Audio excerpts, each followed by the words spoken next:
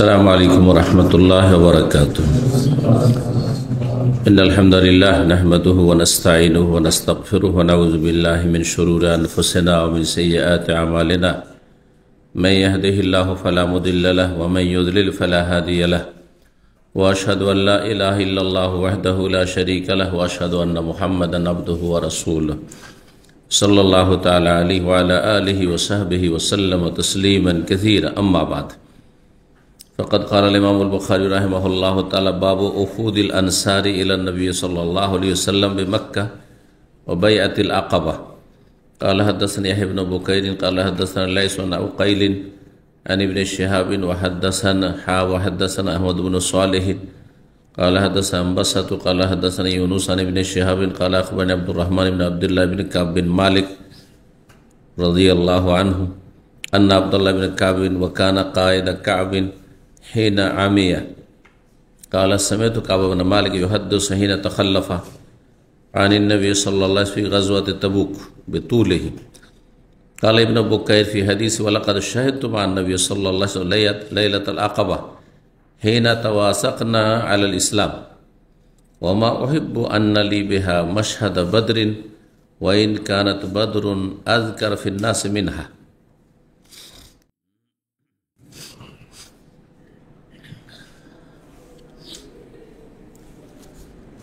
সম্মানিত দিনী ভাতৃমণ্ডলী, আল্লাহ রাব্বুল আলামিনের প্রশংসা, প্রিয় নবী সাল্লাল্লাহু আলাইহি সাল্লামের উপর সালাত ও সালামের পর আজ বুধবার 29শে রজব 1446 হিজরি মোতাবেক 29শে জানুয়ারি 2025 আমাদের ধারাবাহিক আলোচনা সহিহুল বুখারীর আনসারীদের মর্যাদা ফজিলত সম্পর্কে পর্ব নম্বর 14। বিষয়বস্তু এই অধ্যায়ে বলছেন ইমাম বুখারী রাহিমাহুল্লাহ 43 নম্বর অধ্যায় এই পর্বের। বাবু ওফুদিল আনসার ইলা নবী সাল্লাল্লাহু আলাইহি ওয়াসাল্লাম। এই অধ্যায় হচ্ছে নবী সাল্লাল্লাহু আলাইহি ওয়াসাল্লামের কাছে আনসারীদের বিভিন্ন প্রতিনিধি দলের আগমন। কোথায়? বে মক্কাতা, মক্কাতুল মুকাররমে, মক্কায়। রাসূলুল্লাহ সাল্লাল্লাহু আলাইহি ওয়াসাল্লাম নবী হওয়ার পরে কত বছর ছিলেন? কত বছর? 13 বছর। এই সময়ে মদিনায় ইসলামের দাওয়াত পৌঁছে যায়। যখন পৌঁছে যায়, তারা দূর থেকে শুনে শুনে মাধ্যম দিয়েই বেশ কিছু মানুষ, সৎ প্রকৃতির মানুষ, ভালো মানুষ, তারা ইসলাম গ্রহণ করে এবং তারা নবী সাল্লাল্লাহু আলাইহি ওয়াসাল্লামের কাছে এসে দেখা করে গোপনে, রাতের অন্ধকারে, ঝুঁকিপূর্ণ অবস্থায়। কারণ নেতৃত্ব সেখানে কাফের জালেমদের, যারা কোনো ব্যক্তি সম্পর্কে যদি জানতে পারে যে ইসলাম গ্রহণ করেছে, তাহলে তার উপর জুলম অত্যাচারের শেষ নেই। সেই রকম প্রতিকূল অবস্থায় এসে তারা দেখা করেন মেনা থেকে মক্কার দিকে আসতে। জামরাতের পরে দুই দিক থেকে পাহাড় সংকীর্ণ হয়ে আসছে। ওই রকম জায়গাগুলোকে আকাবা বলা হয়। আকা মানে ঘাটি। ঘাটি শব্দটি আমরা ব্যবহার করি, কিন্তু হয়তো ওই অর্থে করি না। হ্যাঁ, আপনার সেনাবাহিনীর ঘাটি বলছেন, তাই না? কিন্তু ঘাটি বলা হয় দুই পাহাড়ের মাঝখানে খুব সংকীর্ণ জায়গা, সংকীর্ণ পথ, আর যেখানে চোখের আড়ালে দেখা সাক্ষাৎ করা যেতে পারে, তাও রাতের অন্ধকারে। আবার মক্কার বাইরে মেনার কাছাকাছি সেখানে দেখা করেছিলেন তারা। প্রথম আকাবার বায়াত হয়, দ্বিতীয় বায়াত হয়। এইসব সিরাতুন নবীতে বিস্তারিত আলোচনা করেছি। এই বায়াতগুলির আগে 6 জন প্রথম দেখা করে গিয়েছিলেন, আর তারপরে পরের বার 12 জন আসলেন, তারপরে 70-এর বেশি এসে তারা ইসলাম গ্রহণ করে নবী সাল্লাল্লাহু আলাইহি ওয়াসাল্লামের সাথে বায়াত শপথ করে গেছিলেন। জি, দুটো বায়াত, দুটো শপথ হয়ে থাকে। এইভাবে তারা মদিনায় গিয়ে আবার যারা মদিনায় রয়েছে তাদেরকে ইসলামের দাওয়াত দিতে থাকেন। আর অনেক নারী পুরুষ, আওস এবং খাজরাজ বংশের, রাসূলুল্লাহ সাল্লাল্লাহু আলাইহি ওয়াসাল্লাম হিজরতের আগেই তারা ইসলাম গ্রহণ করেছিলেন। মদিনায় যথেষ্ট সংখ্যায় ইসলাম গ্রহণ করে নিয়েছিলেন রাসূলুল্লাহ আগমনের পূর্বেই। তো আনসারীদের একটি ফজিলত, মর্যাদার দিক। জি, 3000 হ্যাঁ, বলছেন যে মক্কায় নবী সাল্লাল্লাহু আলাইহি ওয়াসাল্লামের সাথে আনসারীদের বিভিন্ন প্রতিনিধি দলের আগমন বা সাক্ষাৎ, ও বাইআতুল আকাবা এবং আকাবা নামক বাইআত শপথ ইসলামের জন্য। 3889 নম্বর হাদিস বর্ণনা করছেন আব্দুর রহমান বিন আবদুল্লাহ বিন কাব বিন মালিক। কাব বিন মালিক প্রখ্যাত সাহাবী, যার ঘটনা রয়েছে বিশেষভাবে তবুক যুদ্ধে যে 3 জন যাবো-যাচি করে আর যেতে পারেননি, কিন্তু তারা খাঁটি মুমিন ছিলেন, তাদের অন্যতম তিনি। আর আল্লাহ রাব্বুল আলামিন তাদের তওবা কবুল করেছিলেন এবং কোরআনে কারীমে তাদের তওবার কথা আল্লাহ ওহীর মাধ্যমে জানিয়ে দিয়েছেন রাসূলুল্লাহ সাল্লাল্লাহু আলাইহি ওয়াসাল্লামকে। তো এই কাব বিন মালিকের ছেলের ছেলে আব্দুর রহমান, আব্দুর রহমানের বাবার নাম আব্দুল্লাহ, আব্দুল্লাহ বাবার নাম হচ্ছে কাব বিন মালিক, প্রখ্যাত সাহাবী আনসারী। তিনি আনসারী। তিনি বলছেন আন্না আব্দুল্লাহ ইবনে কাব, কাবের ছেলে আব্দুল্লাহ, ওয়াকানা কায়েদা কাব, তিনি কাব বিন মালিক সাহাবীকে নিয়ে বেড়াতেন সাথে করে। কেন? হিনা আমিয়া, যখন তিনি অন্ধ হয়ে গেছিলেন। তাহলে কাব বিন মালিক এমন একজন সাহাবী যিনি শেষ বয়সে দৃষ্টিশক্তি হারিয়ে ফেলেছিলেন, 2 চোখের অন্ধ হয়ে গেছিলেন। তো এরকম ব্যক্তির জন্য একজন কি লাগে? সহযোগী লাগে। এই সহযোগী আরবিতে কায়েদ বলা হয়। কায়েদ মানে লিডার, যে লিড করে। কায়েদ কথাটি আমরা সব ক্ষেত্রে ব্যবহার না করলে, বিশেষ করে পাকিস্তান আমলে কথাটি খুব প্রসিদ্ধ ছিল, কায়েদে আজম। আপনারা বলেন ঠিকই, হয়তো নাম শুনে শুনে পরম্পরা বাপদাদাতে শুনে এসেছেন যে কায়েদে আজম একজন নেতা ছিল, হ্যাঁ, যে পাকিস্তানের জন্য সে আন্দোলন করেছিল। আন্দোলন করুক আর নাই করুক, তাকে সে প্রথম রাষ্ট্রপতি হয় আর কি। কিন্তু সেই ব্যক্তি কুখ্যাত একজন শিয়া ছিল, সে কোনো মুসলিম ছিল না, শিয়া রাফেজি ছিল, জি। যার ফলে পাকিস্তানের ভাগ্যে কোনো ভালো কিছু জুটেনি। সৎ নেতৃত্ব না হলে, অসৎ নেতৃত্ব দিয়ে আর কি বা হবে? শুধু ভূখণ্ড নেনির কি কাজ হবে? কিছুই হয়নি, শুধু ভাগ করে নেওয়া হয়েছে, লাভ কিছুই হয়নি। না পাকিস্তানে ইসলাম কায়েম হয়েছে রাষ্ট্রীয় পর্যায়ে, না বাংলাদেশি কায়েম হয়েছে। অথচ তখনকার স্বপ্ন ছিল জনগণের, যারা রক্ত দিয়েছিল, যারা জুলমের শিকার হয়েছিল, হাজার হাজার লক্ষ লক্ষ মানুষ সেই সময় শহীদ হয়েছে মুসলিমরা, কাফেরদের হাতে, ইসলাম বিদ্বেষীদের হাতে, হিংসুকদের হাতে, শত্রুদের হাতে। কিন্তু সে আশা পূরণ হয়নি। বড়ই দুঃখজনক, বেদনাদায়ক সব ইতিহাসগুলি, জি। পাকিস্তানের ইতিহাস, অথবা যেটা বলবেন যে পার্টিশনের ইতিহাস, বিভাজনের ইতিহাস, দেশ ভাগের ইতিহাস বড়ই বেদনাদায়ক, জি, জ্ঞানী গুণীদের জন্য, যাদের সম্পর্কে জ্ঞান রয়েছে। কিছু হয়নি, লাভ কিছুই হলো না। শুধু নেকড়ে বাঘের সামনে অসহায় ছাগলদেরকে ফেলে চলে গেল। আশা করি আমার ভাষা বুঝতে পারছেন। ভারতের সব মুসলিমকে উঠিয়ে নিয়ে যেতেও পারেননি, আর নেকড়ে বাঘদের সামনে এদেরকে রেখে চলে গেছেন। আচ্ছা, গেলেন তো গেলেন, এত বড় কোরবানি দিয়ে গিয়ে যদি ইসলামটা কায়েম করতে পারতেন রাষ্ট্রীয় পর্যায়ে, তাও একটা শ্রম সার্থক হইত। তাও হইল না। তো হইলটা কি?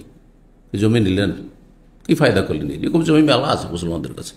আফ্রিকায় অনেক দেশ রয়েছে, এশিয়াতে অনেক মুসলিম দেশ আছে। যেসব দেশে ইসলামী আইনের বাস্তবায়ন নেই, সেসব মুসলিম দেশ মেজরিটি, অথবা মুসলিম শুধু রাষ্ট্রপতি প্রধানমন্ত্রী হচ্ছে, ব্যাস, হ্যাঁ, রং বদল হচ্ছে, অবস্থার কোনো পরিবর্তন নেই, কালার পরিবর্তন হচ্ছে। একজন ছিল, হ্যাঁ, অসৎ উগেছে, আর একটা অসৎ এসছে, এর বেশি কিছু হয়নি। আল্লাহ হেফাজত করুক। কায়েদ মানে তাহলে লিডার। এইখান থেকে ড্রাইভিং লাইসেন্সকে সৌদি আরবে কেয়াদা বলা হয়। হ্যাঁ হ্যাঁ, কেয়াদাও লেখা থাকে আর সিয়াকা, দুটো লেখা থাকে ড্রাইভিং লাইসেন্সকে। রকসাতুল কেয়াদা, যে মাদ্রাসাতুল কেয়াদা ড্রাইভিং স্কুল লেখা আছে, দেখুন আরবিতে মাদ্রাসাতুল কেয়াদা। তো ড্রাইভারকে সায়েকও বলা হয় আর ড্রাইভারকে কায়েদও বলা হয়, কারণ সে গাড়ি লিড করে হচ্ছে কেয়াদা। ওয়াকানা কায়েদা কাব, কাব বিন মালিক তার বাবা, তো বাবাকে টেনে নিয়ে বেড়াতেন, তার সহযোগী ছিলেন। এখানে শাব্দিক অর্থ টেনে নিয়ে বেড়া, তো শাব্দিক অর্থ করার জন্য করলাম, কিন্তু সুন্দর লাগে না শুনতে। তার সহযোগী ছিলেন ভাব অর্থ, কিন্তু সহযোগী মানে মুতাআওয়ান হয়, শাব্দিক অর্থ। যে হে নামিয়া, যখন তিনি দুই চোখের অন্ধ হয়ে গেছিলেন, কালা সামেতো, ছেলে আব্দুল্লাহ বলছে, আমি শুনেছি কাব বিন মালিক আমার আব্বার কাছে রাদিয়াল্লাহু আনহু ইউহাদ্দিসু, তিনি হাদিস বর্ণনা করেছেন ঘটনা, হিনা তাখাল্লাফা আনিন নবী, যখন তিনি নবী সাল্লাল্লাহু আলাইহি ওয়াসাল্লাম থেকে পিছিয়ে থেকে গেছিলেন, পশ্চাতে থেকে গেছিলেন, ফি গাজওয়াত তাবুকের যুদ্ধের সময়কালে।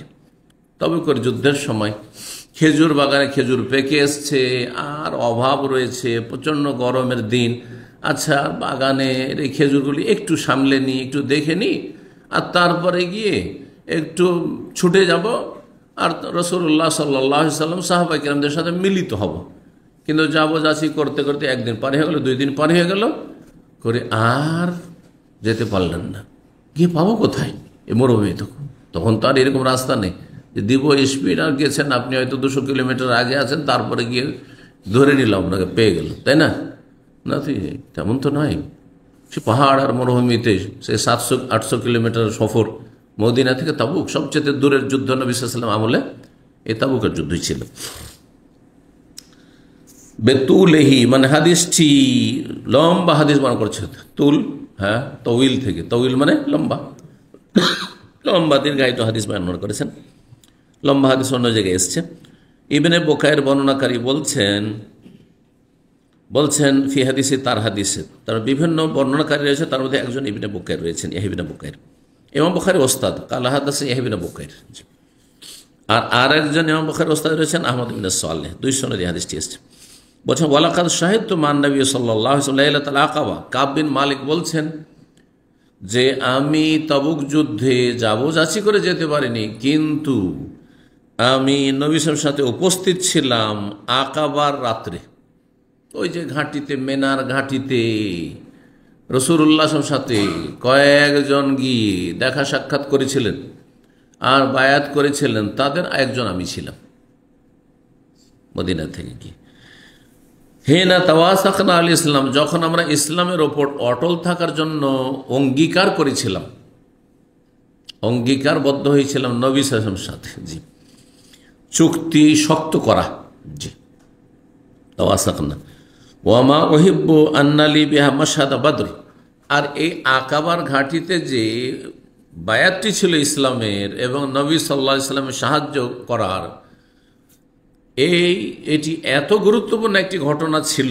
প্রতিকূল অবস্থায় কাফেরদের মাঝে গিয়ে, মক্কায় গিয়ে, যেখানে চারিদিকে কাফের আর কাফেরদের নেতৃত্ব, সেখানে গিয়ে জানতে পারলে তো মেরে দিত। যদি জানতে পারতো একটু যে হ্যাঁ অমুক জায়গায় মদিনার লোকেরা এসছে, ইসলাম গ্রহণ করতে এসছে, অথবা ইসলাম গ্রহণ করে নিয়েছে, বায়াত করতে এসছে, শপথ করতে এসছে ইসলামের, তাহলে একজনও বেঁচে ফিরত না, একজনও ফিরত না, সবকে মেরে ফেলতো মক্কার কাফেররা।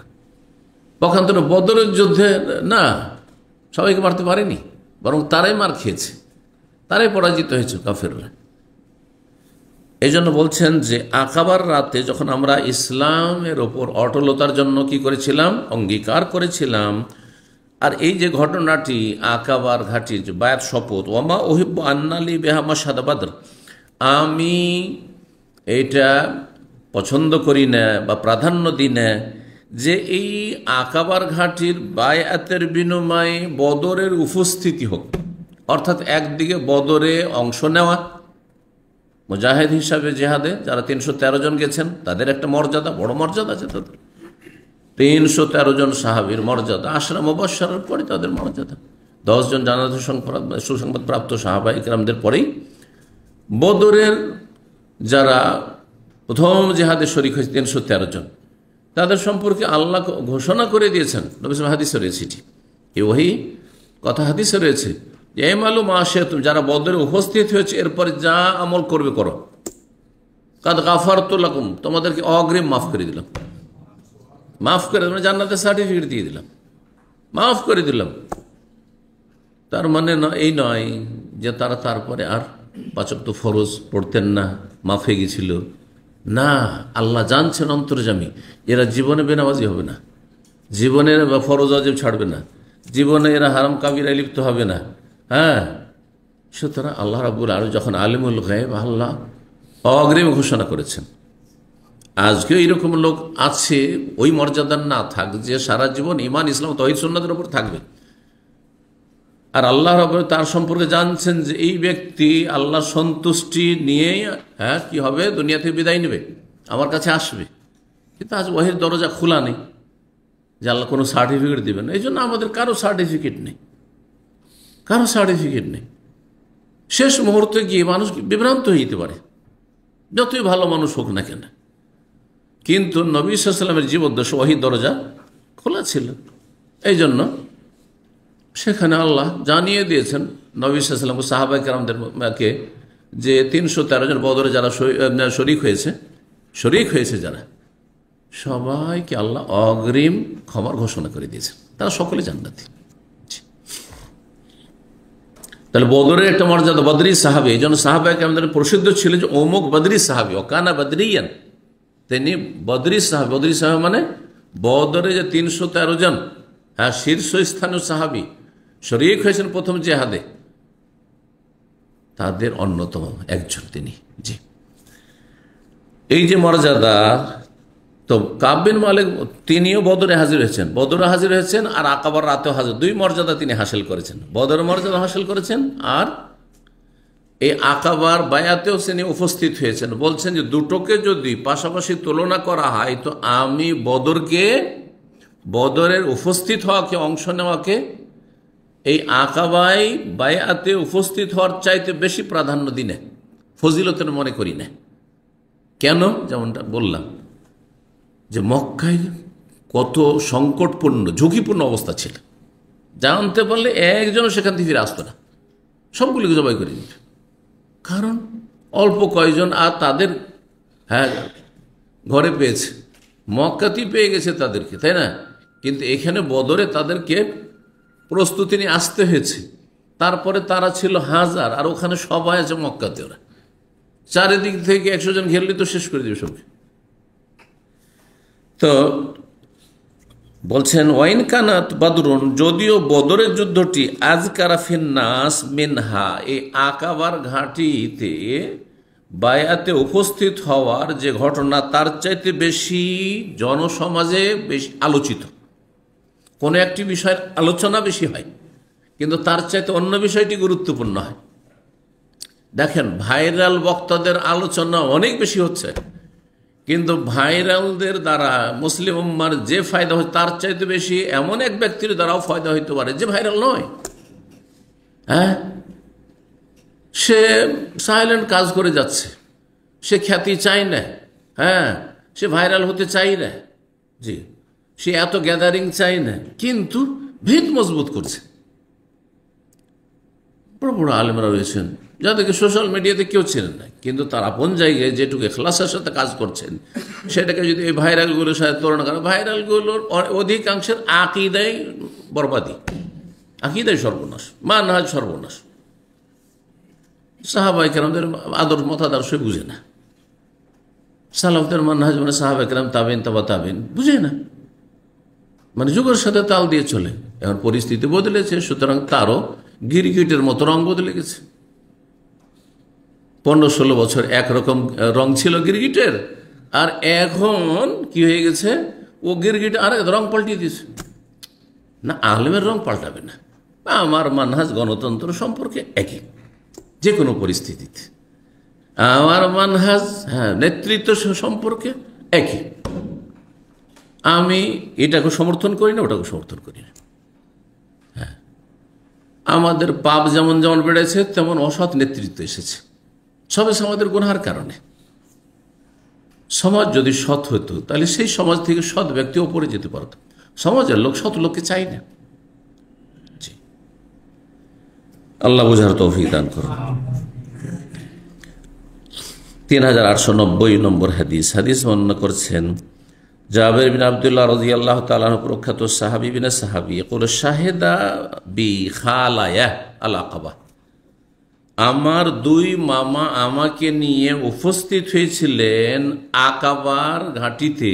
আকাবাই যে বায়াতে আকাবা হয়েছিল, আকাবাই যে বায়াত হয়েছিল তাতে, তার মানে জাবের রাদিয়াল্লাহু তাআলা তিনি বলছেন যে আমার দুই মামা, তাহলে তার দুই মামা গিয়েছিলেন সেখানে। 70-এর বেশি যে দ্বিতীয় বায়াত আকাবা হয়েছিল, সেটাতে তাদের একজন ছিল জাবের, যুবক মানুষ, তিনি গেছেন মামার সাথে যেন নবী সাল্লাল্লাহু আলাইহি ওয়াসাল্লাম দেখা করতে যাব। জি, গোপনে, মক্কার লোকের কেউ জানে না, গেছেন রাতের অন্ধকারে বায়াত করে রাতাতে ফিরেছেন সেখান থেকে।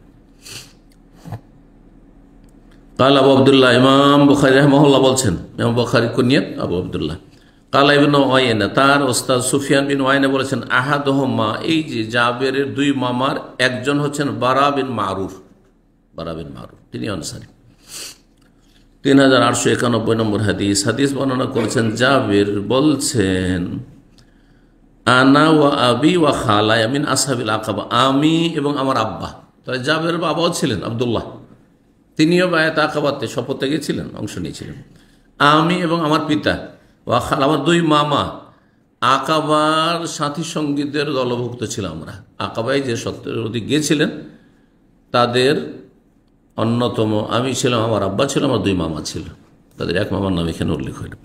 3892 নম্বর হাদিস। হাদিস বর্ণনা করছেন ওবাদ ইবনে সামিত রাদিয়াল্লাহু তাআলা আনহু, বলছেন যে মিনাল্লাযীনা শাহিদু বদরান মা রাসূলিল্লাহ সাল্লাল্লাহু আলাইহি ওয়াসাল্লাম, ওবাদা ইবনে সামিত খাজরাজ বংশের সর্দার ছিলেন, সেই যুগের সর্দার। সাইয়্যেদ মানে হচ্ছে কবিলার প্রধান, বংশের প্রধান, বংশীয় রাজত্ব ছিল তখন, বংশের প্রধান,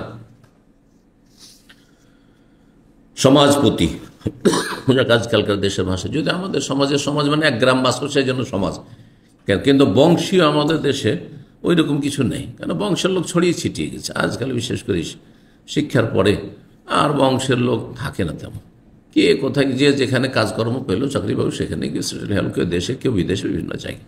কিন্তু একসময় আমরা ছোটোকালে দেখেছি, হ্যাঁ, একজন মানুষের 10টা ছেলে যদি থাকে, সবাই এক জায়গাতে বাস করছে, গোটা বংশ, এই গ্রামটা পুরোটাই আমাদের বংশ, পুরো আমাদের বংশ। আমরা থেকেছি, আমার মামার গ্রামে ছোটোকালে বাল্য জন্ম, নানা নানির বাড়ি থেকে লেখাপড়া করেছি আমি। তো গোটা গ্রামটা অন্য কোনো বংশের লোকই ছিল না, গোটা বংশ, তাও তাদের সংখ্যা ধরেন 200-300 ঘর, 200-300টি বাড়ি, সবাই একই বংশের লোক, সবাই একই বংশের লোক, সবাই সরকারি মামা। মানে গোটা গ্রামে যেখানে ঘুরে এই প্রান্ততে এই প্রান্ত, মানে 2 কিলোমিটার প্রায়, সব মামার মামা, কেউ মামা কেউ নানা, এই সম্পর্ক সরকারি। তো ওবাদ বিন সামিত ছিলেন, তিনি খাজরাজ বংশ, সবচেয়ে বড় বংশ, আউসের চাইতে বড় আনসারীদের বংশ। তো তাদের সর্দার, তিনি বদরে উপস্থিত হয়েছে রাসূলুল্লাহ সাল্লাল্লাহু আলাইহি ওয়াসাল্লামের সাথে, অমিন আসহাবিহি লাইলাতুল আকাবা, এবং রাসূলুল্লাহ সাল্লাল্লাহু আলাইহি ওয়াসাল্লামের সঙ্গী হয়েছিলেন আকাবার রাতে, যে ওই ঘাঁটিতে এসে বায়াত করেছিলেন সাহাবায়ে কেরাম। আখবারাহু, তিনি বলেছেন তার ছাত্রকে, আবু ইদ্রিস আইজুল্লাহ বিন আব্দুল্লাহ কে বলছে, আন্না রাসূলুল্লাহ রাসূলুল্লাহ সাল্লাল্লাহু আলাইহি ওয়াসাল্লাম বললেন, এমন এক সময় যখন তারা বায়াত করে শপথ করেছিলেন, ওয়াহাউলাউ ইসাবাতু মিন আসহাবিহি, সেই সময় রাসূলুল্লাহ সাল্লাল্লাহু আলাইহি ওয়াসাল্লামের সাহাবায়ে কেরামদের একটি দল ছিল তার সাথে, নবী সাল্লাল্লাহু আলাইহি ওয়াসাল্লামের সাথে একদল সাহাবায়ে কেরাম দেখা করেছেন। এসাবা একটি ক্ষুদ্র দলকে বলা হয়, যাদের সংখ্যা সর্বনিম্ন 10 আর সর্বোর্ধ্বে 40। আরবি ভাষায় এক একটি শব্দের সূক্ষ্ম অর্থ আছে। নাফার 3 জন থেকে 10 জন পর্যন্ত, এটা নাফার। আপনারা এখন ব্যক্তি সম্পর্কে নাফার, ফি নাফার মা ফি নাফার, মানে ব্যক্তির অর্থ, কিন্তু নাফার মানে সর্বনিম্ন 3 জন, 4 জন, 5 জন, 10 জন, হ্যাঁ 10 জন পর্যন্ত ব্যাস। আর যখন আপনার 10 জনের বেশি হবে, 40 পর্যন্ত, তখন এসাবা একটি দল। তার চাইতে বেশি হবে, ধরেন 200, 300, 400 পর্যন্ত, আপনার 40-50-এর উপরে, তখন তায়েফা। জি, লা তাজালু তায়েফাতুন মিন উম্মতি, আমার উম্মতের একটি ক্ষুদ্র দল, সংখ্যাগরিষ্ঠ নয় তারা, সবসময় হককে, সত্যের উপর বিজয়ী থাকবে, তারা সবসময় সংখ্যালঘু থাকবে, সেই আকিদা, সেই মানহাজের লোক আর সৎ লোক। হ্যাঁ, মুসলিম সমাজে কম, তায়েফা বলেছেন সব জায়গায় তারা একটা ক্ষুদ্র দল থাকবে।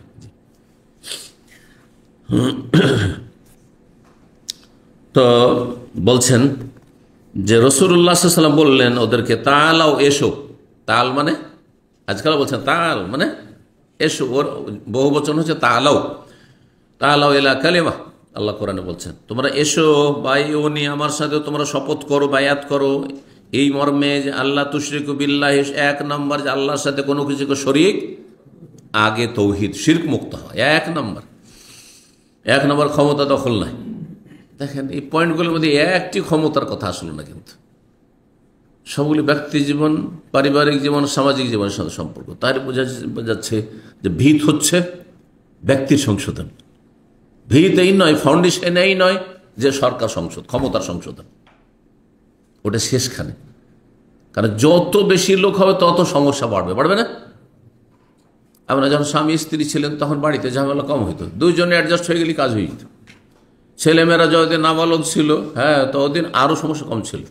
অনেকে মনে করে যে এখন ছেলে মেয়ে বড় হয়ে গেছে, আর আপনার কি চিন্তা। এখন আরও বেশি পেরেশানি বেড়েছে।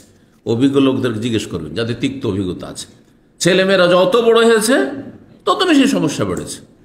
এই ছেলে সমস্যা, তো ওই মেয়ের সমস্যা, না হয় ওই জামাইয়ের সমস্যা, মেয়ে ভালো মেয়ের জামাই সমস্যা বাড়তি আছে। তো আমরা যে বড় আশা করে বসে আছি যে এক সময় বুড়ো হয়ে যাব, আর ছেলের স্বাবলম্বী হয়ে যাবে, কাজকর্ম করবে, আর আমরা আরামে থাকবো, আর খাওয়া দাওয়া করবো, আর মুরব্বি ঘুরবো। না না না, দুনিয়া সবসময় কষ্টে। এক কষ্ট গেছে তার এক কষ্ট বেড়েছে। ছেলে মেয়েদের ওই প্রতিপালন, বাল্যজোয়ার প্রতিপালনে যে কষ্টগুলি ছিল, স্কুল মাদ্রাসায় দিয়ে আসো হতো, নিয়ে আসো হতো, এদের জন্য কষ্ট করো, রোজগার করো, ওই আলাদা কষ্ট ছিল। কিন্তু ছেলে যখন সাবালক হয়েছে, মেয়েরা সাবালিকা হয়েছে, বিয়ে শাদী টেনশন, আর এক ঝুঁকি। ভালো পরিবার পাওয়া, ভালো ছেলে পাওয়া, আর এক কষ্ট পেলাম। তারপর বিভিন্ন রকমের সমস্যা, মানসিক, শারীরিক, পারিবারিক, সব রকমের সমস্যা বাড়তি আছে। এই জন্য দুনিয়া কোনো সুখের জায়গা নয়। সব স্তরে পেরেশানি আছে, অশান্তি আছে। এক এক স্তরে গিয়ে এক এক রকমের অশান্তি আছে। আল্লাহ হেফাজত করুন। আল্লাহর সাথে কোনো কিছুকে শরীক করিও না, এক নম্বর। তাহলে তৌহিদ আগে, শিরক মুক্ত আগে। ওয়ালা তাসরিকু, চুরি করিও না। 2, 3 নম্বর ওয়ালা তাজনু, ব্যভিচার করিও না। ওয়ালা তাকতুলু আওলাদ, ছেলে মেয়েদেরকে হত্যা করিও না। কারণ আরবদের বদচরিত্র ছিল, সবার নয়, কিন্তু এক শ্রেণী আরবদের, তারা অভাবের কারণে কি করত, ছেলে মেয়েদেরকে জীবন্ত মেরে দিত, দাফন করে দিত। বিশেষ করে মেয়ে সন্তানকে, কন্যা সন্তানকে, তাতে কোনো লাভ দেখতে পেত না। নোংরামি তাদের ছিল, জি, বদচরিত্র ছিল, দুনিয়ার স্বার্থ। ছেলে থাকলে কাজে আসবে, কি কাজ আসবে? লাঠির প্রয়োজন। গ্রামাঞ্চলে আমাদের দেশে লাঠির প্রয়োজন আছে, জনবল। গুন্ডা বাহিনীদের জনবল আছে। পয়সা না থাকলে কি হবে? জনবল আছে, জনবল দিয়ে চাঁদাবাজি করে পয়সার অভাব হয় না তখন আর। ওয়ালা তাকতুলু আওলাদাকুম, যে কোনো নিরীহ ব্যক্তিকে হত্যা করা হারাম। কিন্তু যদি কেউ ছেলে মেয়েদেরকে হত্যা করে, কচি কাঁচা নিষ্পাপদেরকে হত্যা করে, আরো বেশি হারাম। ওয়ালা তাতু, কয়টি হলো? 4টি হলো।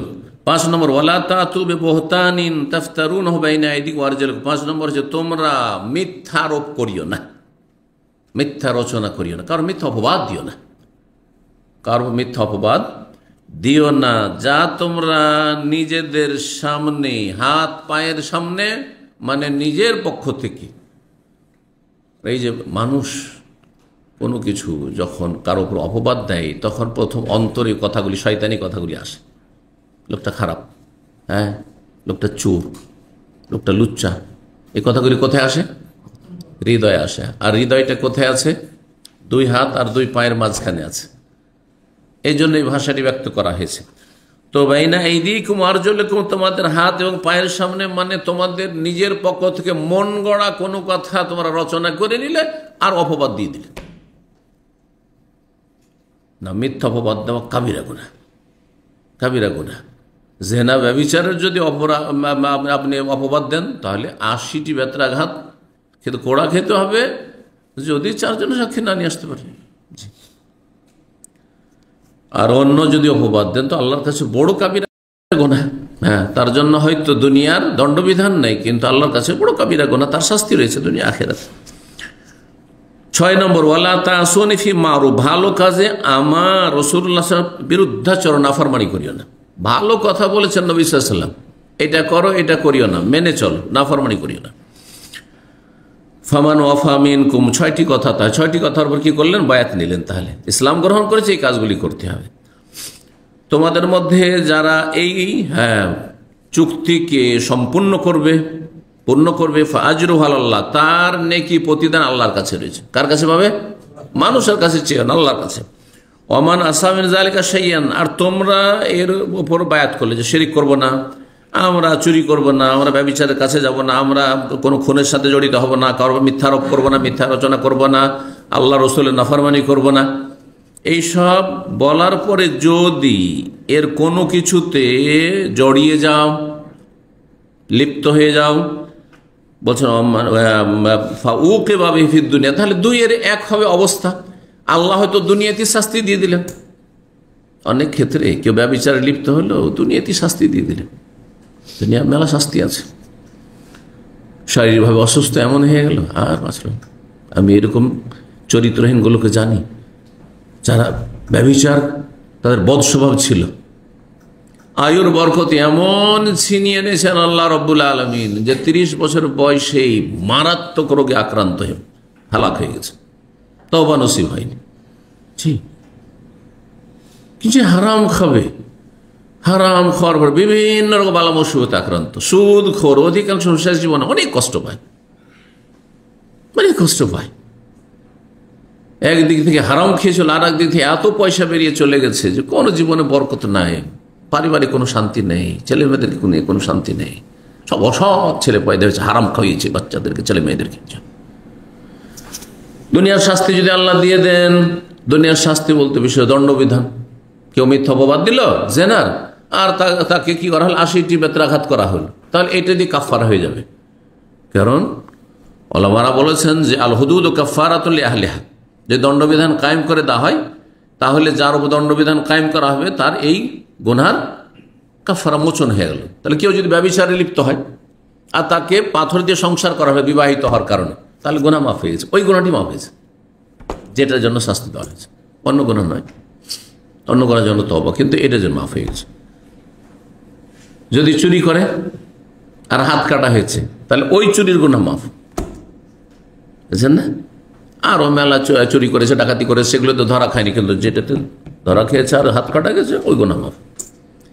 দুনিয়ায় যদি শাস্তি দিয়ে দেওয়া হয়, তাহলে বলছেন যে ফাউকা ফিদ দুনিয়া, দুনিয়ায় যদি শাস্তি দিয়ে দেওয়া হয় ফাহুয়া লাহু কাফারা, এটি কাফারা। এই হাদিসের দলিল যে আল্লাহ 2বার শাস্তি দিবেন না, আল্লাহ 2বার শাস্তি দেবেন। কিছু কিছু পাপ আছে 2বার শাস্তি দেবেন, তার অন্যতম হচ্ছে বাপ মাকে কষ্ট দেওয়া, আত্মীয়দের সম্পর্ক নষ্ট করা, হক নষ্ট করা, আত্মীয়দের হকের উপরে বিস্তারিত আলোচনা করেছি।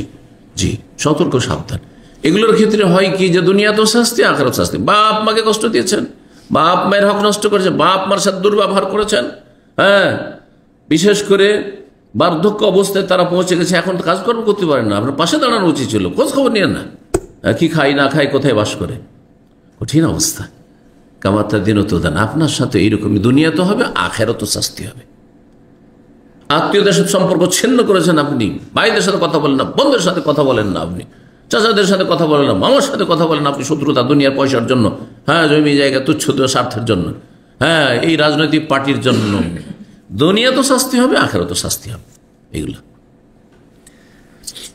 কিন্তু অধিকাংশ পাপের ক্ষেত্রে যেগুলো আল্লাহর হকের সাথে সম্পর্কিত, সেই হকগুলির ক্ষেত্রে দুনিয়া শাস্তি হয়ে গেলে আখিরাত আল্লাহ শাস্তি, দুইবার করে আল্লাহর দয়া মায়ার পরিপন্থী বিষয়টি। এই জন্য আল্লাহ কাজ করবেন না, আল্লাহ অনুগ্রহপূর্বক ডবল শাস্তি দেবেন না। ওমান আসাবা মিন যালিকা শাইআন, আর কেউ যদি এসব গুনাহে লিপ্ত হয়, ফাসাতারাহুল্লাহ, আরেকটি অবস্থা যে আল্লাহ কিন্তু এটাকে ঢেকে রেখে দিলেন, পর্দা দিয়ে রেখে দিলেন। চুরি করেছে, ধরা খায়নি, জেনা করেছে, ধরা খায়নি, কেউ জানতে পারেনি, আল্লাহ শুধু জেনেছেন। আর কারো সামনে অপদস্থ হইল না, লাঞ্ছিত হইল না, তাকে অবিবাহিত ছিল 100টি বেত্রাঘাত করা হইল না, অথবা বিবাহিত ছিল মৃত্যুদণ্ড দেওয়া হইল না, কারণ আজকাল সেসব রাষ্ট্রীয় আইন নাই। সুতরাং এই অনুমতি নাই যে আপনি করুন, আপনি আসামের কাঠ করে দাঁড়াবেন আপনি যদি কাউকে মেরে সংসার করেন, আইন হাতে নেন। তো দুনিয়াতে আল্লাহ ঢেকে রেখে দিলেন, এক কথাই শাস্তি হইল না। ফামরু হইল আল্লাহ, তাহলে আল্লাহর ইচ্ছাধীন। ইনশা আকাবা, আল্লাহ চাইলে আখিরাতে শাস্তি দেবেন। মরে গেলেন ব্যভিচারে শাস্তি হলো না, মরে গেলেন চুরির কোনো শাস্তি হলো না, মরে গেলেন, বিভিন্ন পাপ করেছেন, আল্লাহ রসুল নাফরমানি করেছেন, মেলা গুনাহ করেছেন, কিন্তু দুনিয়াতে কোনো শাস্তি হলো না। অনেকে ধূমপান করে, সিগারেট খায়, জর্দা খায়, বলে আপনারা যে বলেন জর্দা খেলে আর ধূমপান করলে ক্যান্সার হয়, কই আমি তো সুস্থ আছি। হ্যাঁ, তাকে আল্লাহ ছাড় দিয়ে দুনিয়াতে শাস্তি দেয়নি, আখিরাতে শাস্তি দিবে আল্লাহ। হ্যাঁ, কবরে শাস্তি দিবে আল্লাহ রাব্বুল আলামিন। হ্যাঁ, দুনিয়াতে আপনার এই ধূমপান করার যে আগুনের প্রয়োজন হয়েছে, সেখানে আগুনের প্রয়োজন হয় জাহান্নামে। হ্যাঁ, যাও জাহান্নাম থেকে আগুন নিয়ে এসো, জ্বলে এসো জাহান্নাম থেকে। জি, শাস্তি হবে। ওয়াইন শাহ আফান, আল্লাহ চাইলে মাফ করে দেবেন। কালাফা বায়াত আলা যালিক। ওবাদ আমির সাহেব বলছেন যে এই কথাগুলি, পয়েন্টগুলির ওপর যে 6টি বিষয় ছিল, এগুলোর ওপর আমরা কি করলাম, সবাই রাসূলুল্লাহর সাথে বায়াত করলাম, শপথ করলাম। জি, কিন্তু এইসব দলীয় কোনো বায়াত নেই। কেউ মওদুদি জামাত করে, সেই জন্য সে রুকুন হয়েছে, সাথী হয়েছে, বায়াত করছে, এইসব জায়েজ নয়। হ্যাঁ, এক দেশে একাধিক বায়াত নেই। এক দেশে রাষ্ট্রীয় শুধু বায়াত আছে, রাষ্ট্রপতি বায়াত নিতে পারে, হ্যাঁ, শপথ নিতে পারে, আর প্রধানমন্ত্রী নিতে পারে।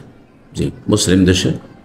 কিন্তু তাদের উচিত হবে এই বায়াত নিয়ে ইসলামের কাজ করবে, দেশে রাষ্ট্রীয় পর্যায়ে ইসলামী বিধিবিধান বাস্তবায়ন করবে। এই নয় যে শুধু তাদের ক্ষমতাকে মজবুত করবে। জি, আর না হলে আল্লাহর কাছে তাদেরকেও একসময় আসামির কাঠগড়ায় দাঁড়াতে হবে। তো সোজা নয় যে আমরা তাদের হক আদায় করলাম আর দেশবাসীর হক আদায় করলো না। জি, হ্যাঁ, শুধু লুটপাট করে খেলো, দুর্নীতি আর দুর্নীতি, হ্যাঁ, অর্থ পাচারি শুধু করলো সব। আল্লাহ হেফাজত করুন। 3893 নম্বর হাদিস উবাদা ইবনে সামিত রাদিয়াল্লাহু তাআলা আনহু বলছে, আন্নাহু ক্বালা, তিনি বলেন, ইন্নী মিনান নুকাবা আল্লাযিনা বায়াউ রাসূলুল্লাহ সাল্লাল্লাহু আলাইহি ওয়াসাল্লাম। উবাদা ইবনে সামিত শুধু এই বায়াতে আকাবে যারা অংশগ্রহণ করে তাদের একজন ছিলেন না, বরং তাদের একজন দায়িত্বশীল ছিলেন। কয়েকজন তাদের মুখ্য দায়িত্বে ছিলেন, যাদেরকে নাকিব বলা হইতো। নাকিব মানে দায়িত্বশীল, তাদের শ্রেষ্ঠ ব্যক্তি, প্রধান ছিলেন। বলছে ইন্নী মিনান নুকাবা, আমি সেই সব দায়িত্বশীলদের অন্তর্ভুক্ত ছিলাম যারা রাসূলুল্লাহ সাল্লাল্লাহু আলাইহি ওয়াসাল্লামের সাথে বায়াত করেছিল, আর বলেছিল বায়ানা, আমরা বায়াত করছি হে আল্লাহ রাসূল সাল্লাল্লাহু আলাইহি ওয়াসাল্লাম, আল্লাহ নুশরিকা বিল্লাহি, আল্লাহর সাথে কোনো কিছুকে শরীক করব না, ওয়ালা নাসরিকু, চুরি করব না, ওয়ালা নাজনি, আমরা ব্যভিচার করব না, ওয়ালা নাকতুলুন নাফসাল্লাতী হারামাল্লাহু ইল্লা বিল হক, আল্লাহ যে সব ব্যক্তিকে, মানুষকে হত্যা করা হারাম করেছেন তাদেরকে আমরা হত্যা করব না, তবে ন্যায়সঙ্গত হলে। ন্যায়সঙ্গত হচ্ছে যে 3টি ক্ষেত্রে নবী সাল্লাল্লাহু আলাইহি ওয়াসাল্লাম বলেছেন, সেখানে মানুষের রক্ত হালাল হয় মুসলিম হওয়ার পর। আর না হলে ইসলামের বিরুদ্ধে কেউ লড়াই করতে এসছে, হারবি যুদ্ধ লাগিয়েছে, এমনকি অমুসলিমের রক্ত হারাম। তারা নিরীহ মুসলিম, হ্যাঁ, আপনার সাথে শান্তিতে বসবাস করতে চায়, শান্তিতে রাখতে চায় আপনাকে, তাদের রক্ত হালাল নয়। কিন্তু যখন যুদ্ধের ময়দানে নেমেছে, মুসলিমদেরকে মারছে, মুসলিমের ঘরে ঘরে আক্রমণ করছে, তখন তার রক্ত হালাল, তখন সে হারবি। যেহেতু তার কাছে আপনি, আপনার পরিবার পরিজন, আপনার ইসলাম নিরাপদ নয়। জি, ওয়ালা নানতাহিবু, আর কি করবো না, আমরা লুট তারাজ করবো না। এখানে তাহলে অতিরিক্ত শব্দ হলো কি, লুটপাট করবো না। তাহলে চুরি, ডাকাতি, ছিনতাই, এগুলি কাবিরা গুনাহ। জি, ওয়ালা নাসি, আর আমরা নাফরমানি করবো না। কোন কোন রাতে নাসি রয়েছে, আমরা নাফরমানি করবো না। আর কোন রাতে এখানে যেমন রয়েছে ওয়ালা নাকদি বিল জান্নাহ, কারো সম্পর্কে আমরা জান্নাতের চূড়ান্ত ফয়সালা দেব না। অমুক জান্নাতি, যেমন একসময় শুনলেন যে আমাদের প্রধানমন্ত্রী, কি ভাষাটা বলেন, ওদের ভাষায় কি বলেছিল, একজন বেদাতি, হ্যাঁ, শীর্ষস্থানীয় বেদাতি মোল্লা বাংলাদেশের, বলছে আমাদের প্রধানমন্ত্রী হচ্ছেন জান্নাতি, জান্নাতি রমণী, এই ধরনের ভাষা বলেছে। এটা ইসলাম অস্বীকার করে। আমার সম্পর্কে বলা যায় না, আমার ওস্তাদ জান্নাতি। আপনি কি করে জানলেন? আল্লাহ যদি আমাকে হাসর মাঠে জিজ্ঞাসা করে, অমায়ুদ্রি, কি করে জানলে তুমি? তোমাকে এই সার্টিফিকেট দেওয়ার অধিকারটা দিল কে? আমি সহজ ভাষায় বলি, সার্টিফিকেট দেবে ইউনিভার্সিটিওয়ালা। এবং দামাম ইউনিভার্সিটির সার্টিফিকেট যদি আমি ইসলামিক সেন্টারে দিতে লাগি হবে? সার্টিফিকেট রাসূলুল্লাহ সাল্লাল্লাহু আলাইহি ওয়াসাল্লাম, রাসূলুল্লাহ সাল্লাল্লাহু আলাইহি ওয়াসাল্লাম জান্নাতের সার্টিফিকেট দিয়েছেন। আবু বকর ফিল জান্নাত, আবু বকরিন ফিল জান্নাহ, ওমর ফিল জান্নাত, ওসমান ফিল জান্নাত, এইভাবে সার্টিফিকেট দিয়েছেন। কিন্তু আমার কে সার্টিফিকেট দিয়েছে? আপনার মুরব্বীর কে সার্টিফিকেট দিয়েছে? আপনার রাষ্ট্রপতি, প্রধানমন্ত্রী কে সার্টিফিকেট দিয়েছে?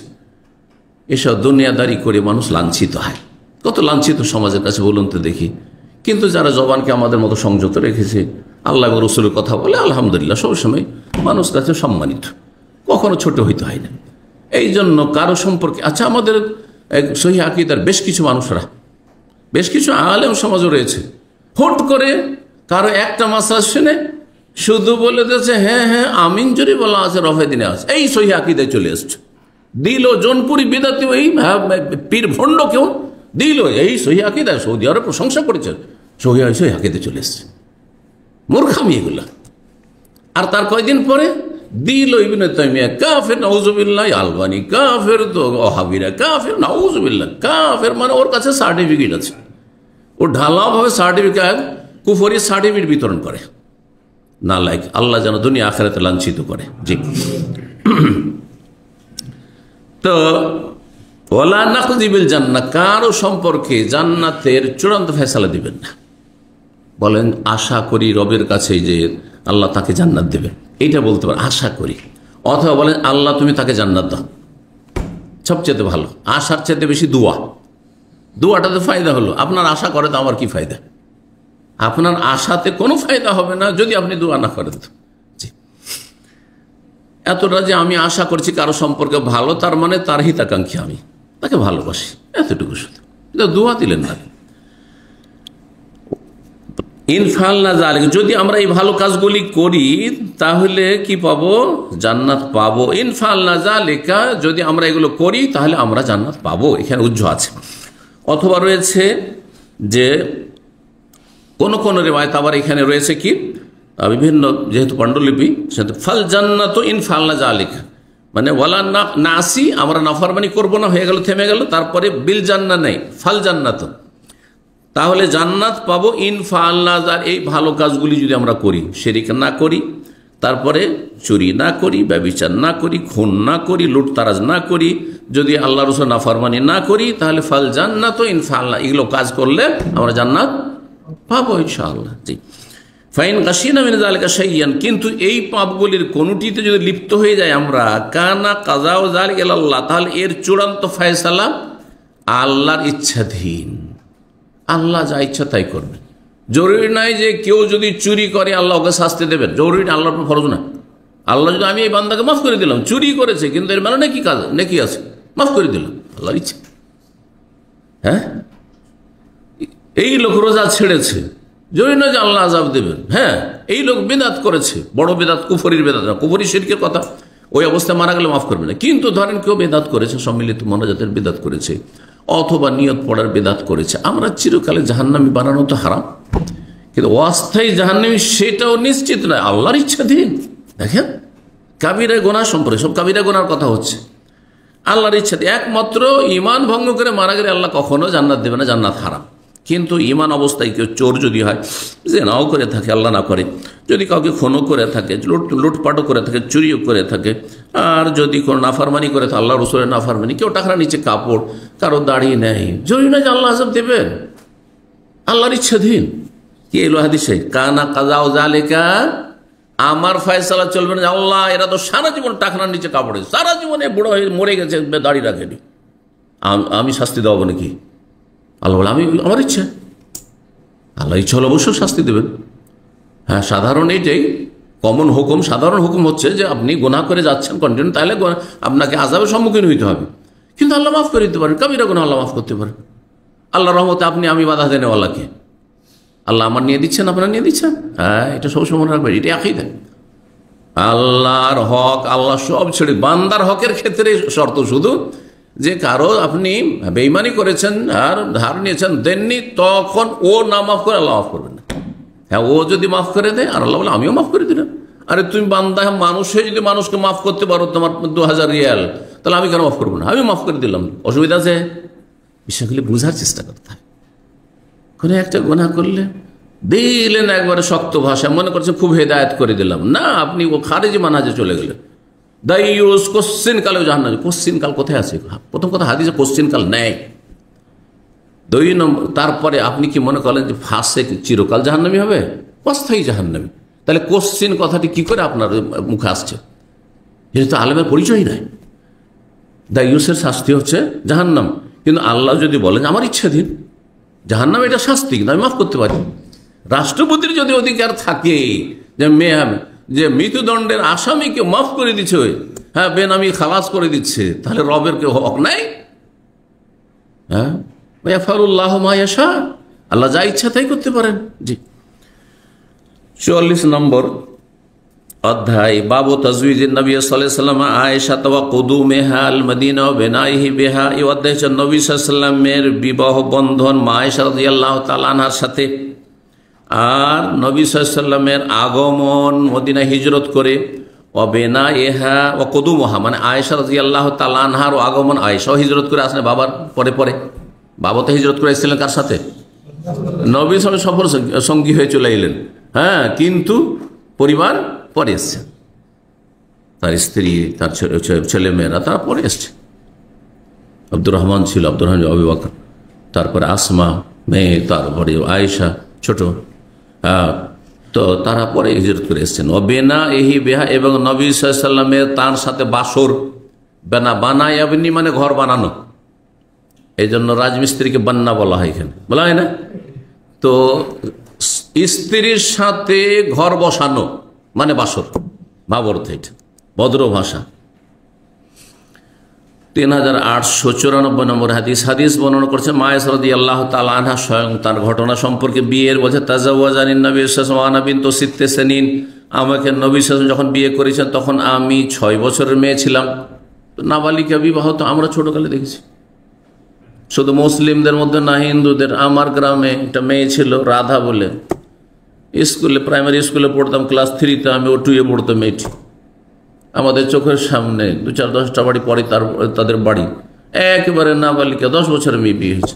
এই কালে ছিল, আজকে থেকে 40 বছর আগে, 45 বছর আগে। আর যদি ওই যুগে যান, আর একটু দূরে ছোট রবীন্দ্রনাথ ঠাকুরের যুগে যান, তো নিজেই নাবালিকা বিয়ে করেছে রবীন্দ্রনাথ ঠাকুর। নাবালিকা বাল্য বিবাহ আজকালকার সরকারের আইনে অপরাধ, 18 বছর আগে বিয়ে করে, কিন্তু শরীয়তে এমনকি অমুসলিমদের কাছে এটি অপরাধ বলে কোনো ছিল না। অমুসলিমদের মধ্যে নাবালিকা, হিন্দুদের মধ্যে তো নাবালিকা বিয়ে তো আরো বেশি ছিল, আরো বেশি ছিল। যদি সম্মতি থাকে উভয় পক্ষ থেকে, তো বিয়ে নাবালক অবস্থায়, নাবালিক অবস্থায় শরীয়তের দৃষ্টিতে জায়েজ না জায়েজ নয়, কিন্তু বাসরের জন্য শর্ত সাবালিকা। আর সাবালিকা মানে 18 বছর নয় মেয়ে, সাবালিকা 12 বছরে হইতে পারে, ঠিক না? তার কমে আরব দেশে, গরম দেশে সাবালিকা হইতে পারে 9 বছরের মাসিক হচ্ছে। দাম্মামে এক উর্দু ভাষী আমার কিছু ভক্ত ছিল, আছেও, তোরা মাসলা আমার কাছে জিজ্ঞেস করে, হঠাৎ করে টেলিফোন করছে হিতাকাঙ্ক্ষী মানুষ কর্ণাটকের, যে আমার মেয়ের মাসিক হয়েছে। আমি বললাম আপনার মেয়েকে তো ছোট্ট দেখলাম, মাঝে মাঝে দাওয়াত করতো, তো ছোট দেখলাম, এই ছোট মেয়ে, তো বলছে 9 বছর বয়স। 9 বছরের মাসিক? এই প্রথম 9 বছর মাসিক। সাধারণত জানি 11 বছর 12 বছর অন্তত, তারপরে মাসিক হয়, সাধারণত মাসিক হতে পারে। তা আরবরা ছোট থেকে গরম খাবার, গরম দেশে বসবাস, এদের 9 বছরের সাবালিক অধিকাংশ মেয়েরা দেখেন অল্প বয়সী, মনে হচ্ছে যে কত, হ্যাঁ 20 বছর 25 বছরের মেয়ে হয়ে গেছে। হ্যাঁ, ছেলেরা ওই রকম। তো মা আয়েশা রাদিয়াল্লাহু তাআলা বিয়ে হয়েছে 6 বছর বয়সে, ফাকাদিমনা আল মদিনা, তাহলে বিয়ে মক্কাতে হয়ে গেছে, কিন্তু তখন তার নবী সাল্লাল্লাহু আলাইহি ওয়াসাল্লামের সাথে বাসর হয়নি। মদিনা আসলাম, ফানাজালনা ফি বানিল হারিস বিন খাজরাজ, আমরা অবতরণ করলাম, মানে আমাদের পরিবার এসে অবস্থান করলো হারিস বিন খাজরাজের গোত্রে। আনসার বিভিন্ন গোত্রের মধ্যে হারিস বিন খাজরাজের গোত্রে আমাদের পরিবার অবস্থান করলো। ফাওয়াইকতু, আর মদিনা আসার পর আবহাওয়া খুবই খারাপ ছিল। আল্লাহু আকবার, মদিনার আবহাওয়া এত খারাপ ছিল এক সময়, যে বর্তমান বাংলাদেশ ভারতের আবহাওয়া এত খারাপ না। জি, এখানে আসলে বাইরের লোক আসলে অসুস্থ হয়ে যেত। জি, ওয়াবার জায়গা, মহামারীর জায়গা ছিল, আর তো ওয়াবা হাদিসে রয়েছে, মহামারীর জায়গা, মানুষ আসলে অসুস্থ হবে। অথচ তখন আজকালকার মতো ভিড় ভাড় নাই যে ভাইরাসে এফেক্টেড হয়ে, যেমন আমরা বলছি এই যে ভিড় ভাড়ে গেলাম, একটু দেখেন একটু তো অসুস্থ, এই ভিড় ভাড়ে বিভিন্ন দেশ থেকে বিভিন্ন ভাইরাস আসছে। হ্যাঁ জি, বলছি ফাওয়াইকতু, আমি প্রচণ্ড জ্বর হয়ে গেলাম, মানে জ্বরে আক্রান্ত হয়ে গেলেন তিনি। আমি খুব জ্বরে, ওয়াক মানে হচ্ছে হোম্মা, আজকাল আরবিরই হচ্ছে জ্বরের হোম্মাও বলেন না আপনারা, হারারা বলছেন। হারারা মানে হচ্ছে টেম্পারেচার, গরম তো শরীর গরম হলেই জ্বর হয়, সেই জন্য হারারা মানে জ্বর, কিন্তু হারারা মানে জ্বর নয়, হারারা মানে হিট, গরম। তাহলে হোম্মা মানে জ্বর আর ওয়াকুন মানে জ্বর। তো প্রচন্ড জ্বরে আক্রান্ত হয়ে গেলাম, এমন জ্বর হয়েছিল মা আয়েশাকে, ফাতামাজদাকা শাড়ি, আমার মাথার চুলগুলি সবগুলি ঝরে পড়ে গেছিল। আল্লাহু আকবার। বেশি জ্বর হলে, বেশি রোগে আক্রান্ত হলে ছেলেমেয়েদের চুল পড়ে যায়, এবার বিভিন্ন ভিটামিনের ঘাটতির কারণে চুল সব পড়ে যায়, টাকলা হয়ে যায়। তাই হয়েছিল। ফাওয়াফা জুমাইমাতান, আর তার কিছুদিন পরে সুস্থ হয়ে আমার পূর্ণ আবার চুলও হয়ে গেল, ধীরে ধীরে বড় হয়ে। জি। ফাতাতনি উম্মে রোমান, একদিন আমার মা উম্মে রোমান, তাহলে হ্যাঁ আয়েশার মার নাম কি ছিল? উম্মে রোমান। উম্মে রোমান আমার মা আমার কাছে আসলেন হঠাৎ করে। ওয়াইন্নি লাফি উরজুহাতিন, আমি দোলনায় তখন খেলা করছিলাম। তাহলে মেয়েদের 8-9 বছর বয়সে দোলনা খেলা, এইটা এই প্রচলন তখন ছিল। এখনো দেখা যায় অনেক সময় বৃষ্টিছে যে কি করে, দোলনা খেলে অনেকে। তো যদি এটা সমাজে আইব দোষের জিনিস না হয় তাহলে অসুবিধা নেই, এখানে কোনো আইবের জিনিস নয়, দোষের জিনিস নয়। কিন্তু আমাদের সমাজে, গ্রামে, আমি তো আপনার স্ত্রীকে নিয়ে পার্কে যদি দোলনা খেলতে লাগান, বোরখা পরে আছে আর দোলনা খেলছে, তো মানুষ ভালো মনে করবে? আমাদের সমাজে দেখেন অনেক জিনিস আছে শরীয়তে জায়েজ হইলেও সেখানে সমাজে যেহেতু আইবের বিষয়, দোষণীয় বিষয়, সেগুলো থেকে বাঁচতে হবে। শরীয়তের বিধান সেগুলো থেকে বাঁচতে হবে। যেমন লেবাস পোশাক, আপনাদের জন্য প্যান্ট শার্ট জায়েজ, আমার জায়েজ নয়? আমারও জায়েজ, বুঝতে পারছেন? হ্যাঁ, আপনাদের জন্য খালি মাথায় থাকা জায়েজ, তো আমার জন্য খালি মাথায় থাকা জায়েজ নয়। কিন্তু কেন টুপি দিচ্ছি, কেন এটা দিচ্ছি? কারণ আমার মান সম্মানের দাবি হচ্ছে আমাদের ট্রেডিশন, যেটা ওরফ, হ্যাঁ, প্রথা, যে যারা যেমন পর্যায়ের মানুষ, যেমন স্তরের মানুষ, তেমন তাদের পোশাক হবে। বুঝতে পারছেন না? জি, ঠিক ওই রকমই। তো বলছেন যে আমি দোলনায় ছিলাম, অর্জুহা মানে তাহলে দোলনা। আর অমাই সওয়াহে বলি, আর আমার সাথে আমার কিছু বান্ধবীও ছিল, ওরাও দোলনা খেলছে। আর ছোটকালে মেয়েরা কি করে, বান্ধবী নিয়ে এই বিভিন্ন পুতুল মুতুল, খেলনা মেলনা এইসব নিয়ে, আমাদের যুগে তো নিজে ওই তেনা পেঁচিয়ে খেলনা তৈরি হতো। আর আজকাল তো একবারে মূর্তির মতো খেলনা আসছে, না এত বেশি বাড়াবাড়ি যেন না হয়। ফাসারাখাত বি, আমাকে চিৎকার করে ডাক দিলেন মা একবারে জোরে ডাক দিয়েছে, আয়েশা, হ্যাঁ এইভাবে ডাক দিয়েছে। ফাতাই তোহা, দৌড় দিয়ে ছুটে এসছে, যেমন জোরে ডাক দিয়েছে। লা আদরি মা তরিদ বি, কিন্তু বুঝতে পারছি না যে কি উদ্দেশ্য আমার মায়ের, এত জোরে উচ্চস্বরে কেন ডাক দিলেন। ফাখাজাদ বিয়াদি, তারপর আমার হাতটা ধরলেন। হাতটা আওকাফাতনি আলা বাবিদ দার, আমাকে নিয়ে গিয়ে একবার বাড়ির দরজায় নিয়ে চলে গেলেন টানতে টানতে। হ্যাঁ, ছোট বাচ্চা খেলার দিকে নেশা আছে, ওইদিকে মনটা টান দিচ্ছে, টেনে নিয়েছে হাত ধরে। ওয়াইন্নি লাআনহাজু হাত্তা সাকানা বাদু নাফসি, আমাকে এমনভাবে টেনে নিয়ে যাচ্ছে দ্রুত বেগে যে আমার শ্বাস ফুলতে লেগেছে। আমার শ্বাস কি করছে, ফুলতে লেগেছে। হাত্তা সাকানা বাদু নাফাসি, আর তারপরে ধীরে ধীরে আমার শ্বাসটা কি হলো, ঠান্ডা হইল, স্থির হইল। সাকানা মানে স্থির হইল।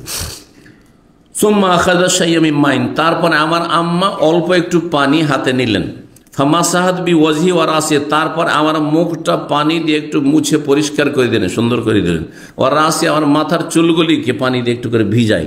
হ্যাঁ, মা খালারা আমাদের চুলগুলিকে শীতে বসে না, একটু সুন্দর করবে, এই চুলগুলিকে বসাবার জন্য একটু পানি টানি দিয়ে দিল।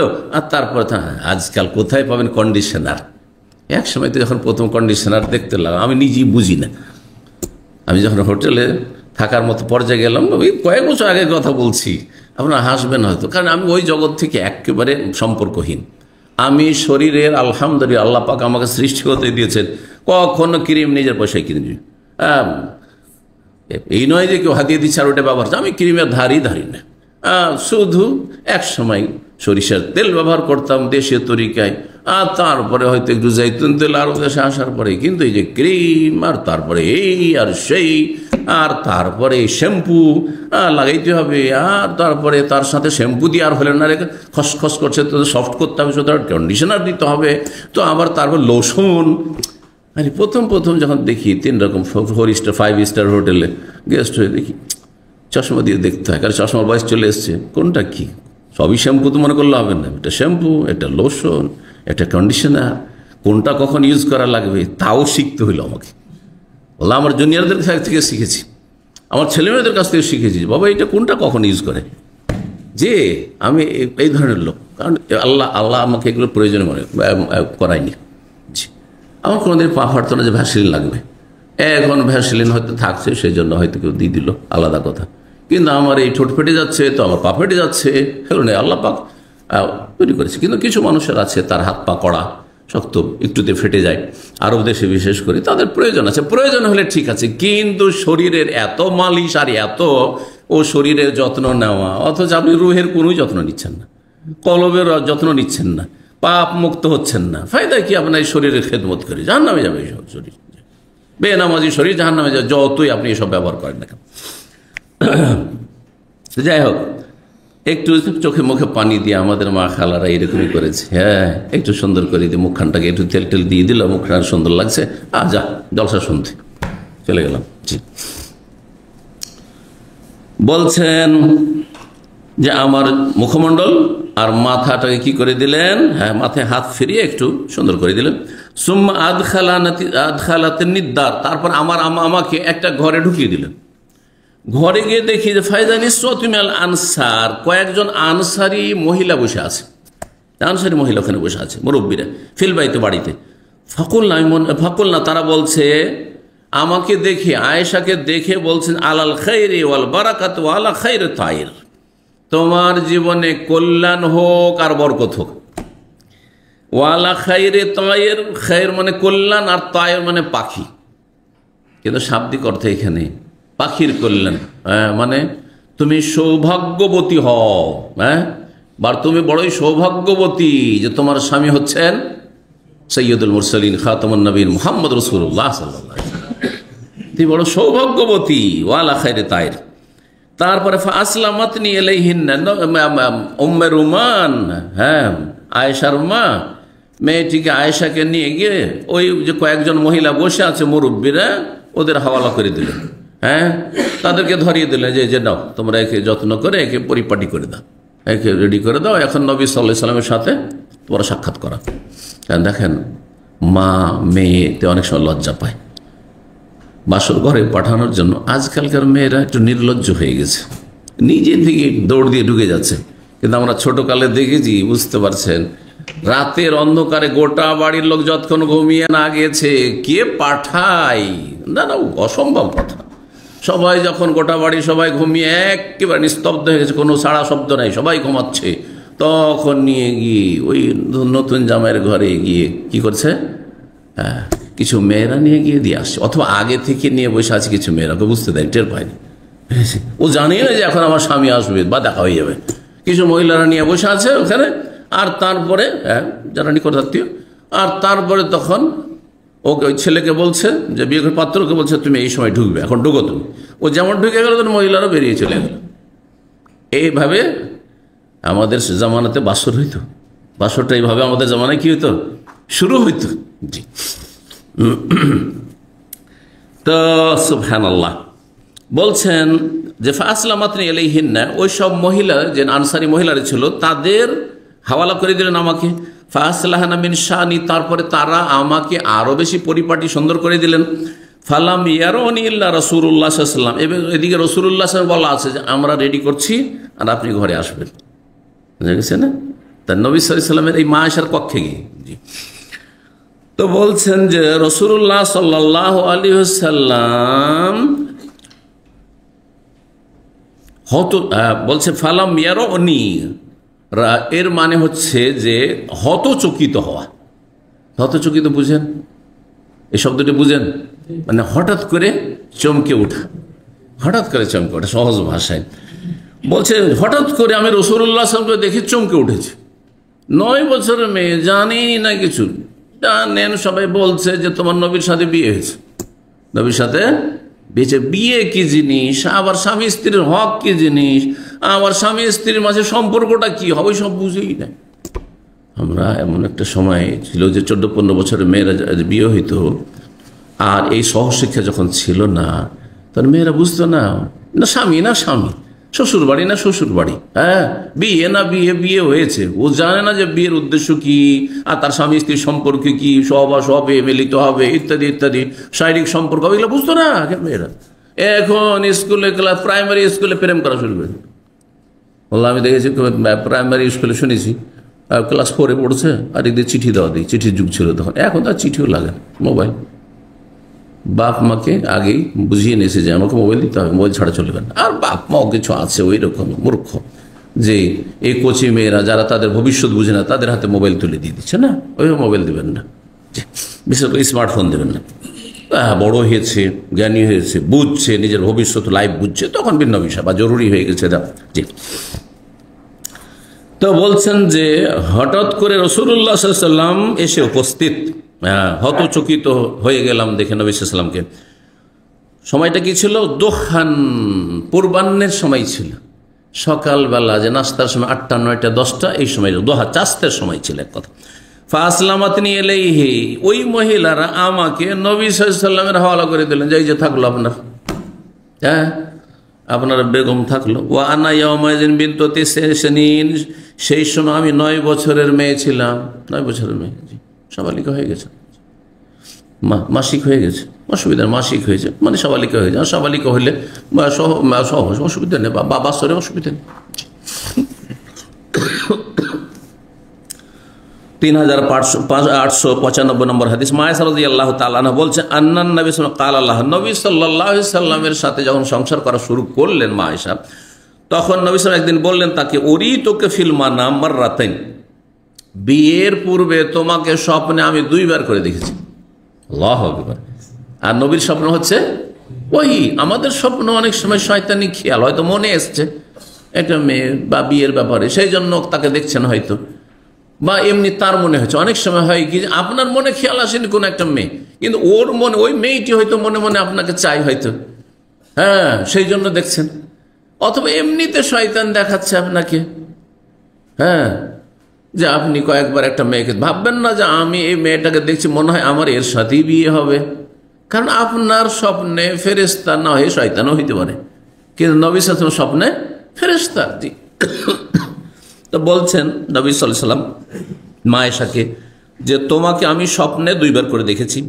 কিভাবে দেখেছি? বলছে, আরা, আমি দেখছি, আন্নাকে ফি সারাকাতিন মিন হারির, যে তুমি আবৃত রয়েছে, ঢাকা রয়েছে রেশমের একটি চাদরে, রেশমের চাদর দিয়ে, ঘোমটা দিয়ে তোমার ঢাকা আছে, ঘোমটা দিয়ে একবার রেশমের চাদর দিয়ে ঢাকা।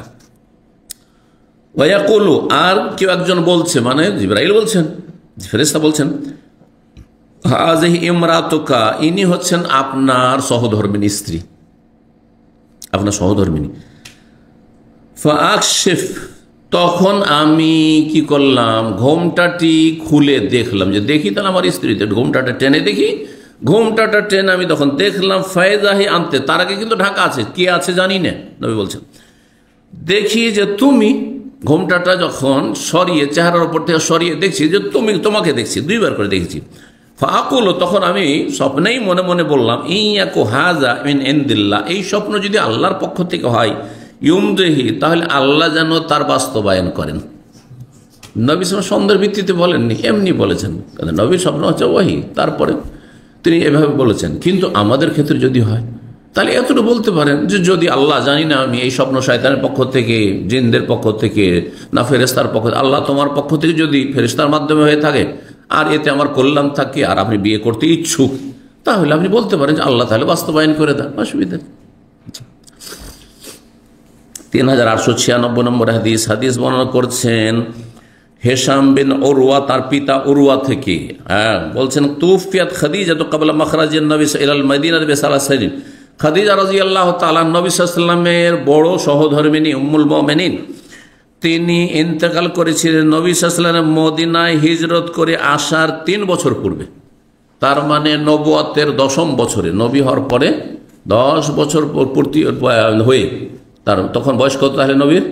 50 বছর, 50 বছর, তাহলে 25 বছর বয়সে বিয়ে নবী সাল্লাল্লাহু আলাইহি ওয়াসাল্লাম, আর 50 বছর বয়সে খাদিজার ইন্তেকাল, হ্যাঁ, তাহলে 25 বছর তার সাথে কি করেছেন, হ্যাঁ, সংসার করেছেন।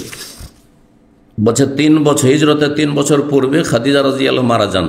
ফালাবেসা সানাতাইন আও কারিমা, তারপরে 2 বছরের কাছাকাছি তিনি অবস্থান করেন। ওয়ানাকাহা আয়েশা, আয়েশা রাদিয়াল্লাহু তাআলা আনহাকে বিয়ে করেন। ওই সময়কালে সাউদাকে বিয়ে করেছিলেন, সাউদা ছিলেন বয়সিকা, তো সাউদাকে বিয়ে করেছেন আর বিয়ে করেছেন আয়েশা রাদিয়াল্লাহু তাআলা আনহাকে। ওয়াহিয়া বিনতু সিত্তি সিনিন, সেই সময় বয়স ছিল তার 6 বছর। সুম্মা বানা বিহা, তার সাথে বাসর করেছেন। ওয়াহিয়া বিনতু তিসিন, সেই সময় নবী সাল্লাল্লাহু আলাইহি সাল্লামের সহধর্মিণী আয়েশা রাদিয়াল্লাহু তাআলা বয়স ছিল 9 বছর। 9 বছর বয়সে সংসার করেছেন। আর ইন্তেকাল যখন করে রাসূলুল্লাহ সাল্লাল্লাহু আলাইহি সাল্লাম, তখন বয়স ছিল 18 বছর। তাহলে বিয়ে হয়েছে মক্কাতেই, 6 বছর বয়সে, আর 9 বছর বয়স মানে প্রথম হিজরতের প্রথম বছরে বা প্রথম বছরের শেষ দিকে গিয়ে কি হয়েছে, বাসর হয়েছে। আর তারপরে আর 9 বছর, 10 বছর যেহেতু মদিনার জীবন, 9 বছর, তাহলে কত হয়ে গেল? 9 9 18 বছর। এই 18 বছর বয়সে বিধবা হয়েছেন মা আয়েশা রাদিয়াল্লাহু তাআলা আনহা। আল্লাহ রাব্বুল আলামিনের কাছে দোয়া করে আল্লাহ আমাদেরকে উপকারী জ্ঞান দান করেন, নেক আমলে তৌফিক দান করেন, গুনাহ খাতা মাফ করেন এবং সার্বিক কল্যাণ দান করেন। এখানে আজকের আলোচনা শেষ করছি। ওয়া সাল্লাল্লাহু ওয়া সাল্লাম আলা নবিয়িনা মুহাম্মদ ওয়া আলা আলিহি ওয়া সাহবিহি আজমাইন।